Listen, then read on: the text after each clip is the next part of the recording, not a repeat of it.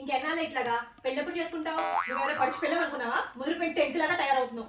Age వచ్చిన ఆడపిల్లలు చూడే పెళ్లిళ్ళు చేసుకొని పిల్లలు అంటున్నారు. నువ్వేమో మాకు ఇలా మొండి కట్టలా తయారై కూర్చున్నావు పెళ్ళొద్దు పెళ్ళొద్దు అని చెప్పి. నేను పెళ్లి చేసుకోవడానికి కరెక్ట్ గా ఒక రీజన్ చెప్పు మమ్మీ. నీ తోటోళ్ళందరూ పెళ్లి చేసుకొని హ్యాపీగా ఉన్నారు కదా. నా తోటి స్వప్న అది పెళ్లి చేసుకొని డివోర్స్ తీసుకొని కోట్ల చుట్టూ తిరుగుతుంది కదా. వాళ్ళకి నీకు కంపారిజన్ ఏంటే? మరి వాళ్ళతో నాకేం కంపారిజన్? కనీసం మీ తల్లిదండ్రుల ఆరోగ్యం గురించి అన్న ఆలోచిస్తున్నావా? వయసు అయిపోతుంది మాట అసలు మేము ఇంకెన్నాళ్ళని నీ గురించి ఆలోచిస్తూ కూర్చోవాలి. మొన్నే మీ ఇద్దరికి ఫుల్ బాడీ చెకప్ చేయించాను. ఇంకో 20 ఏళ్ళు నో టెన్షన్.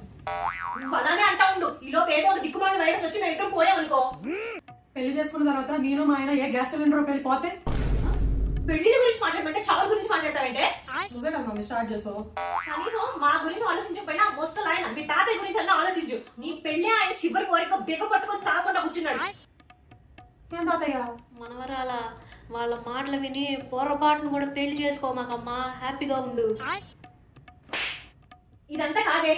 ఏ పెళ్లికి వెళ్ళినా గానీ నీ గురించి అడుగుతున్నారు. పెళ్ళెప్పుడు పెళ్ళెప్పుడు పెళ్ళెప్పుడు మీ అమ్మాయికి అని చెప్పి పరువు పోతుంది. ఎక్కడికన్నా వెళ్ళాలంటే వాళ్ళందరికీ ఏం సమాధానం చెప్పమంటావు? ఎవరాళ్ళు?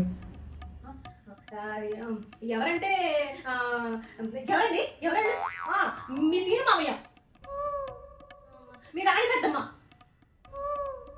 సుబ్బారావు తాతయ్య, మీ లక్ష్మి పిన్ని. पुराना जमाने में नरकासुर बोल के एक राक्षस रहता था। वो अभी रिलेटिव्स रूप में आके हमारे जैसे लोगों को बहुत सता रहा था।